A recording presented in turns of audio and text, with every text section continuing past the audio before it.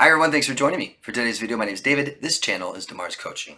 This video is, I'm hoping, give you guys some insight on exactly why narcissists, people with narcissistic personality disorder, are so dangerous. They are extremely dangerous. And I'm sure more than you are aware of. I know most of you, maybe all of you watching this video, believe that you have or had someone with this disorder in your life. And I want to show you the damages, the destruction, and how dangerous they are. Okay? The obvious is the V word. I'm not allowed to say it on YouTube. It's okay if people do it, but it's not okay to say it. Violence. Kind of like that. That's the obvious, okay? People in jail and prison are mostly made up of people with antisocial personality disorder, especially the worst ones, the violence one. And that is purely because of their narcissism, okay? You could say that people with antisocial, psychopaths, sociopaths could clearly meet the requirements for the diagnosis for narcissistic personality disorder. There's also many people with narcissistic personality disorder in jails and prisons. Why? The V word. They're prone to it. Uncontrollable anger, rage is very, very common. Very common. These are people with this disorder are classified as high conflict personality type. Lots and lots of conflict with the V word. The V word, violence, violence, yelling, screaming, hitting, banging, throwing things, and threats. All fall under that. We can't live with that in our life, okay? So physically, what we're going to get into just now first, physically, I want you to know that the number one person that is always suspect in a murder case is always the person closest to them, their partner, husband, wife, girlfriend, boyfriend. That's pretty crazy, isn't it? We think of all these horrible, murders taking place by strangers and psychopaths or serial killers or just robbers, and no, your husband. If you start looking into these cases, you'll be amazed at many, many different things. I looked into these cases to study psychopaths, psychopathy, to see how dangerous they are, see how common it is. I'm going to tell you some patterns I've seen with these cases are typically not a history of violence, okay? Not a history of it. The relationship might be depicted by some people as toxic, unhealthy, they fought a lot, they take someone's life. That's how dangerous toxic relationships are, period. They're that dangerous, okay? They escalate, you don't see it coming, and boom. All it takes is one fight. The walking on eggshells from someone who's violence. Walking on eggshells, the hypervigilant, always on high alert. This is sending massive stress chemicals throughout your body. It's not good for your body. It's meant to help you escape or stop it right away and go away. But we're not. We're staying. It's causing massive damage to your body. That's why you feel like this if you feel so bad. It will damage your nervous system. Your brain, your nervous system won't work properly. It's all stress. That is all stress, stress, stress. Even when they're nice, you're waiting for it. Even when they're gone, you know they're coming back. Financial exploitation, I gotta say it.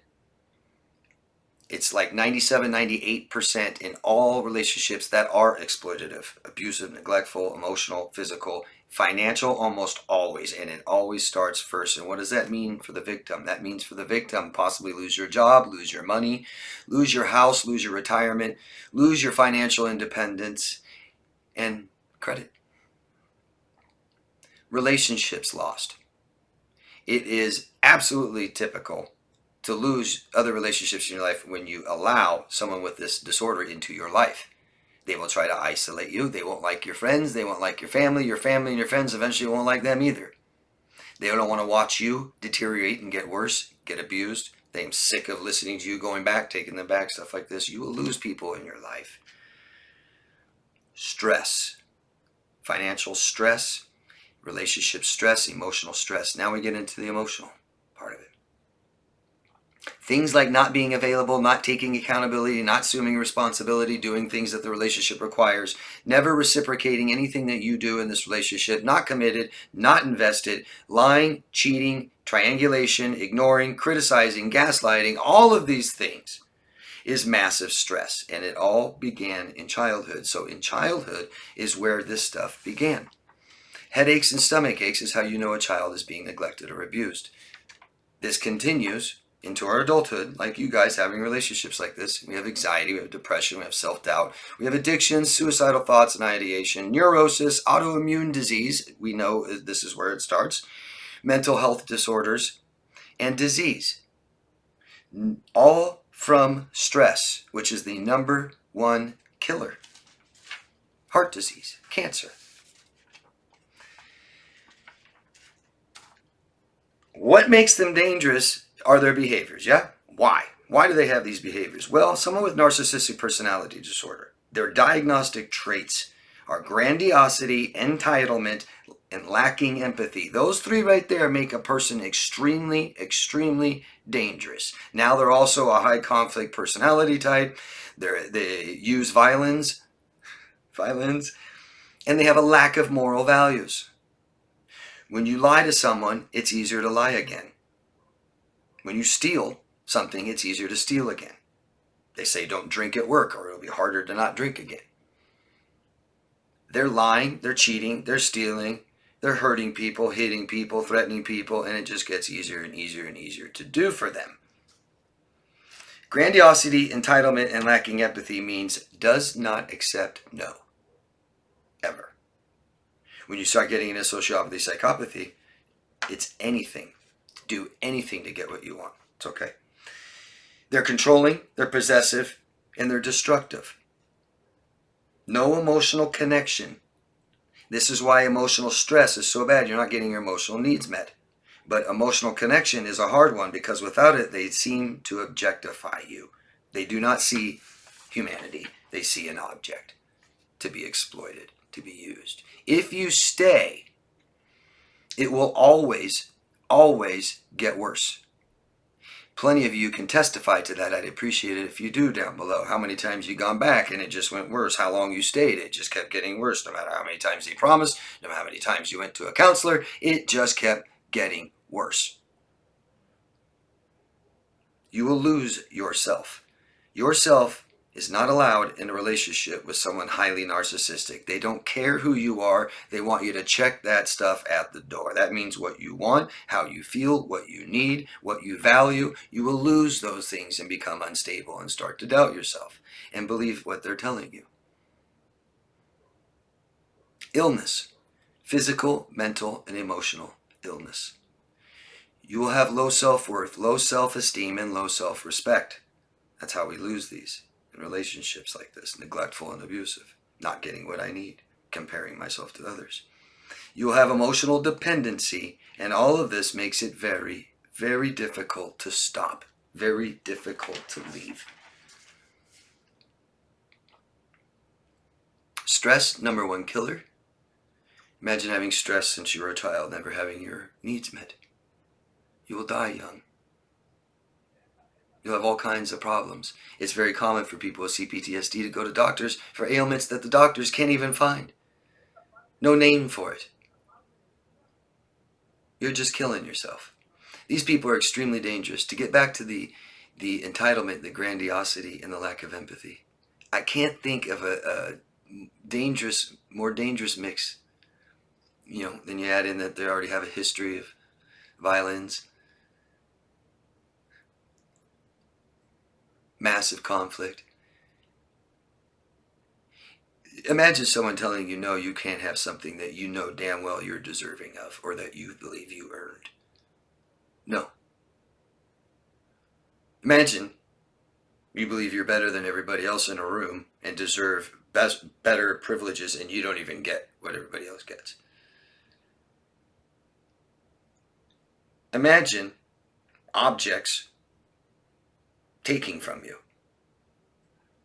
And it's just so dangerous. So dangerous. And we don't know. You talk to anybody who's been abused, they didn't see it coming. It started out good. somehow, somewhere it got too late. It's like prescription medication. One of the easiest things to be dependent on because they don't see it happening. They don't see it coming. The doctor gives it to you. You need it. It feels good. Could be free. Life is stressful. That helps. Too late. Too late. Anybody in these relationships, please reach out to people. That's what we need to do. Step outside of this relationship and talk to somebody else outside. Talk to people that you care about. Talk to people that you trust, that care about you. Talk to a professional. We can't take our time with this, guys. We can't just stay for the kids and wait until someone makes more money or get away. There's nothing more dangerous. I mean, what could be worse where you would go? A shelter? That's not worse. Sucks. Lots of deprivation. But you're being deprived of the most essential things that you need in your life. And that's causing you stress, and that's what causes disease. Let me know why else you believe they're dangerous. Please, love to hear from you guys. Examples, stuff like this. And ask questions, please.